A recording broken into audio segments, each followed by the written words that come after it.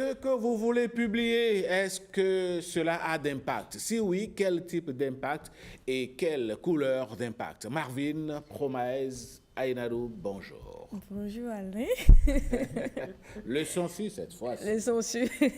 Alors, vous avez décidé donc de nous parler du contenu, surtout de l'impact derrière. Oui. Et l'idée, c'est pas de dire à la jeunesse de ne pas poster sur les réseaux sociaux. Nous savons tous ici que les réseaux sociaux, c'est un monde où il y a tout le monde et chacun peut poster ce qu'il veut et quand il veut. L'objectif, c'est de réfléchir à la portée qu'a le post en fait sur les gens. Si c'est une influence, une réaction, une désinformation. Et nous sommes dans un monde aujourd'hui où rapidement, les publications qui sortent de leur contexte, font rapidement l'effet domino. Cet effet, en fait, c'est pris du contexte, ça génère des interactions, des réactions imprévues.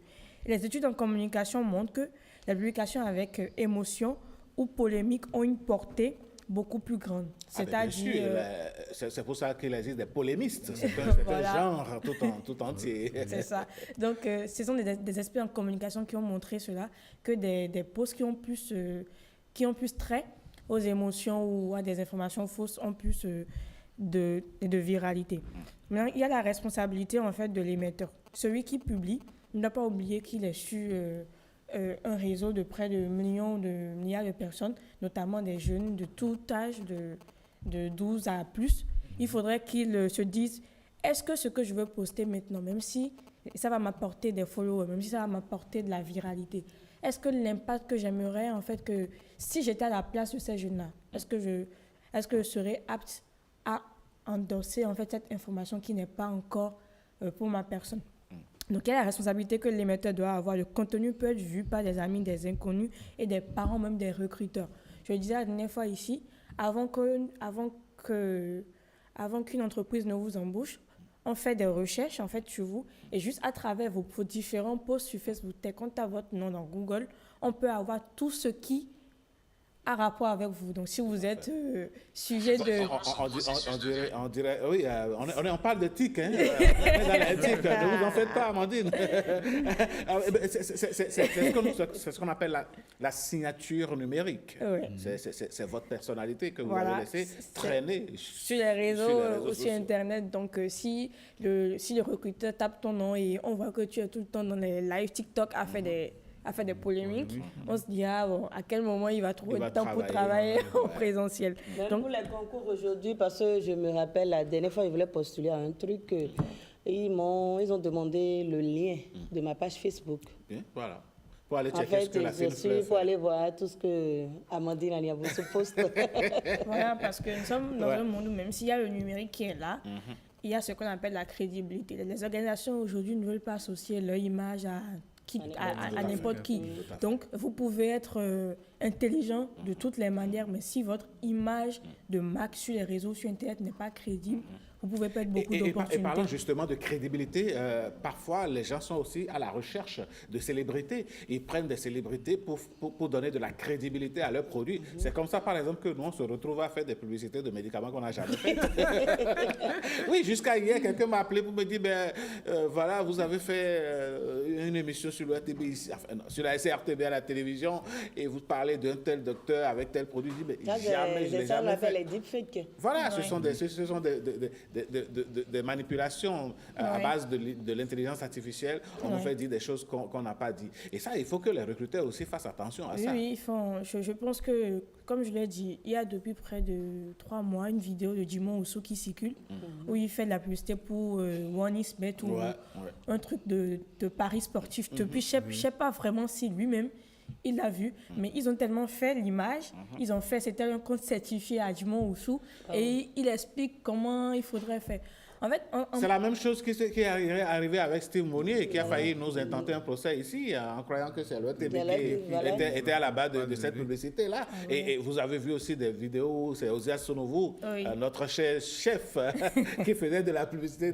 Je pense qu'il faut faire très attention à tout ce qui passe sur les réseaux sociaux. En fait, techniquement, c'est du marketing d'influence. En fait, normalement, en tant que personne physique, je peux faire appel à des influenceurs, des personnalités publiques pour leur demander une collaboration afin de promouvoir ma marque.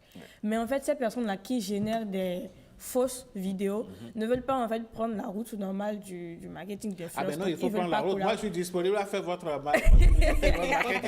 Non, attendez, je me sape bien et puis bon, j'appelle la fine fleur et puis on fait une bonne production pour vous et puis vous passez la publicité sur la SNTV, sur Bénin TV et nous, ça nous fait de l'argent. C'est pas la peine de nous arnaquer. Voilà. Voilà. Du coup, il faut faire, et ça renvoie en fait à la désinformation et en embuscade parce qu'ils publient des images propagandes, des fake news ou rumeurs, ce qui entache souvent leur idée parce que vous savez déjà qu'une telle personne a déjà généré une vidéo de vous. Je suppose que même dans 10 ans, est-ce que vous aurez envie de collaborer avec cette personne-là?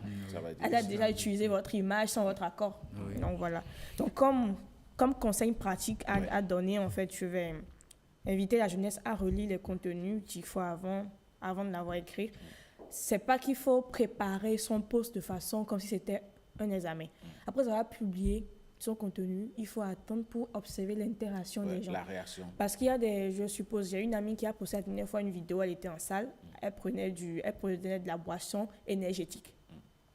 La vidéo a explosé, 500 likes et tout, mais dans les commentaires, les gens disaient « mais c'est pas bon pour toi, c'est pas bon pour toi ». Environ 90% des commentaires disaient « c'est pas bon pour toi ». On suppose moi je l'avais pas vu et qu'elle-même s'était déconnectée juste après avoir posté. Ça allait faire le tout, ils vont dire, en tant que personnalité publique, parce que c'est une personnalité publique, on allait lui dire, ah oui, elle est jeune et elle consomme telle boisson. Donc après avoir posté, il faut attendre pour observer un peu l'interaction ou pour jauger un peu à peu près ce que les gens disent. Et corriger le tir. Et corriger le tir. Maintenant, il faut vérifier les faits après, pour poster des informations pertinentes, comme l'histoire de Madame Aurélie. Il faut avoir des sources fiables. C'est pas parce que des médias, micro-médias ont posté qu'il faut relayer tout simplement. Est-ce que la criette même a dit qu'il y a eu ci ou ça? Donc, vérifier... C'est une fausse histoire? Non, c'est pas une fausse histoire. C'est une histoire vraie. C'est une histoire vraie. C'est une histoire vraie. Patrick veut faire son bateau sur le plateau. Comme le dirait l'autre, il veut faire son béret ici. C'est une fausse histoire.